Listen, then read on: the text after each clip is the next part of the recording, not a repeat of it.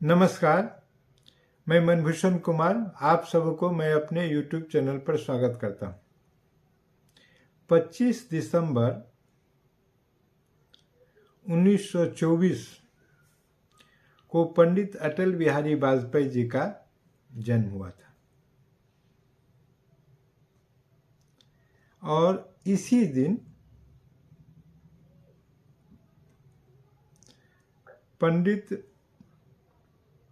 मदन मोहन मालवीय का भी जन्म हुआ था। तो जन्म जयंती के अवसर पर दोनों शख्सियत को नमन। और 25 दिसंबर के दिन ही ईसा मसीह का भी जन्म हुआ है, इसलिए उनको भी सादर नमन। वाजपेयी जी के जन्म जयंती को भारतीय जनता पार्टी सुशासन दिवस के रूप में मनाती है।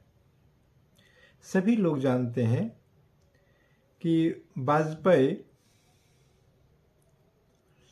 1957 से चलकर 2009 तक संसद के रूप में कार्य किया है।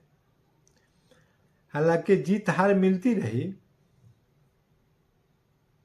जय पराजय मिलता रहा, लेकिन इससे भिन्न वाजपेयी अपने में मग्न रहे और अंतिम समय में उनकी परिपक्वता सबको मान्य हो गई थी। सबसे पहले अटल बिहारी वाजपेयी ने 1955 में लखनऊ से उपचुनाव लड़ने का काम किया था। यह चुनाव तब हुआ जब पंडित जवाहरलाल नेहरू ने अपनी बहन विजय लक्ष्मी पंडित को रूस का राजदूत नियुक्त कर दिया और इस प्रकार से लखनऊ का जो लोकसभा का सीट था वह रिक्त हो गया, चूंकि वहां से विजय लक्ष्मी पंडित सांसद बनी थी। लेकिन इस चुनाव में पंडित अटल जी को पराजय का सामना करना पड़ा और फिर 1957 में 3 जगह से ये चुनाव लड़े। एक बलरामपुर जहां से ये जीते हैं, दूसरा लखनऊ जहां वो पंचतंत्र के संपादक हुआ करते थे, और तीसरा मथुरा। लेकिन संयोग ऐसा रहा कि मथुरा में इनकी जमानत जब्त हो गई, यहाँ लखनऊ में ये तीसरे स्थान पर रहे और बलरामपुर से ये चुनाव जीतने में सफल हो गए।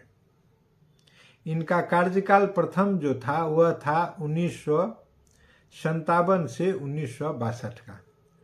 दूसरा जब चुनाव हुआ 1962 में, फिर इन्होंने मथुरा और बलरामपुर से चुनाव लड़ा, लेकिन दोनों जगह से इनको पराजय का सामना करना पड़ा।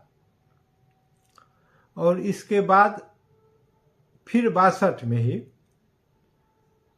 इनको राज्यसभा का सदस्य मनोनीत किया गया या निर्वाचित किया गया, तब जाके ये राज्यसभा पहुंच सके। अब 62 से 67 का काल जो है वो बड़ी महत्व का है। इसी काल में भारत और चीन का युद्ध हुआ, यह बहुत बड़ा काल था।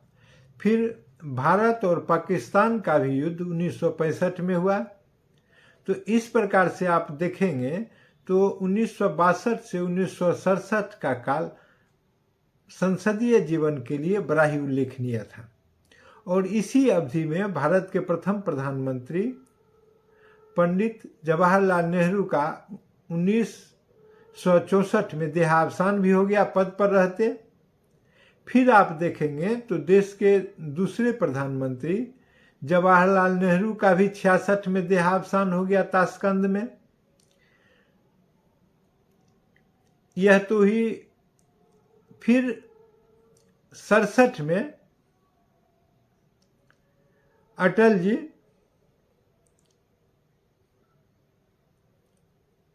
ग्वालियर से चुनाव जीते, 71 में दिल्ली से उन्होंने चुनाव जीता। फिर इसी प्रकार उनका क्रम चलता रहा। फिर 77 में, फिर 80 में,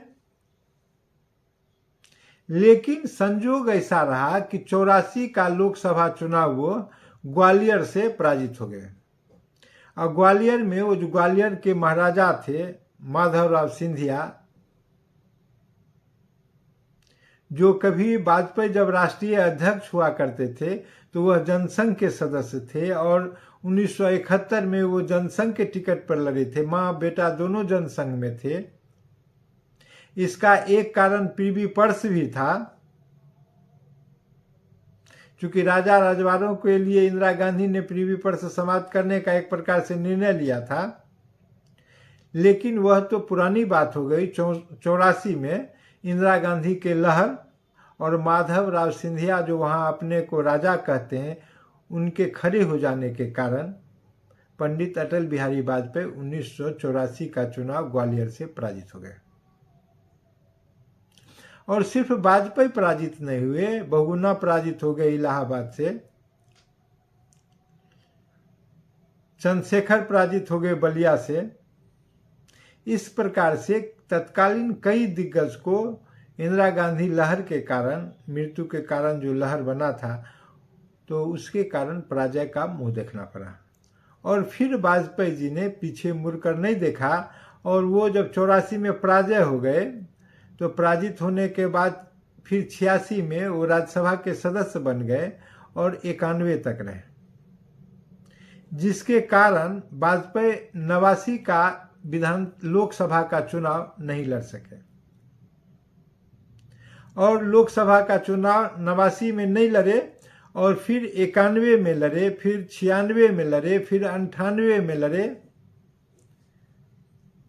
और फिर 99 में लड़े, फिर 2004 में लड़े जो अंतिम चुनाव था उनका, और 4 से 9 तक वो लखनऊ से लोकसभा की प्रतिनिधित्व किया। और इस प्रकार से इनका संसदीय जीवन रहा। और सिर्फ संसदीय जीवन में नेता प्रतिपक्ष के रूप में इन्होंने कार्य किया, नेता सत्ता पक्ष के रूप में इन्होंने कार्य किया, चूंकि ये 3 बार भारत के प्रधानमंत्री रहे। 96 में भी रहे 13 दिन के लिए, फिर 13 महीना के लिए, और फिर पूरे कार्यकाल के लिए 99 से 4 तक। हालांकि 6 माह पहले ये चुनाव करवा लिए थे, लेकिन फिर भी वो मान्य है कि कार्यकाल इनका पूरा हुआ। लेकिन शाइनिंग इंडिया का लहर ने भाजपा पर कहर गिरा दिया, और 2004 में भाजपा जहां 99 में 182 सीट जीती थी, वहां 2004 में भाजपा के लिए 138 सीट आ गया, और वहीं कांग्रेस को 145 सीट आया, और कांग्रेस के नेतृत्व में, मनमोहन सिंह के नेतृत्व में सरकार बन गई। यह रहा है वाजपेयी जी की कथा। लेकिन वाजपेयी जी सबों के दिल में राज करने का काम किया। वाजपेयी जी ने 2-3 जो कार्य किया जिसके लिए उनको सदा सर्वदा याद किया जाएगा, जैसे ये 4 लेन सड़क है। आज जितनी चमचमाती हुई सड़क देख रहे हैं, तो लोग कहते थे कि जीटी रोड जो था, ग्रेंटेंट रोड के बाद कोई ऐसा व्यक्ति है जिन्होंने एक योजना बनाया कि ये 4 लेन सड़क बनेगा। और उस समय की स्थिति यह थी कि विपक्ष इस पर हंसा करता था, आखिर पैसा कहाँ से लाएगा कि इतना बड़ा जो योजना है उसको मूर्त रूप दिया जाएगा। लेकिन आज सब लोग जान रहे हैं कि वाजपेयी जी के बनाया गया यह योजना आज कितना सफल है और यातायात के लिए वरदान साबित हुआ है। दूसरा जो कार्य संपन्न नहीं हो सका वह था नदी जोड़ने की योजना।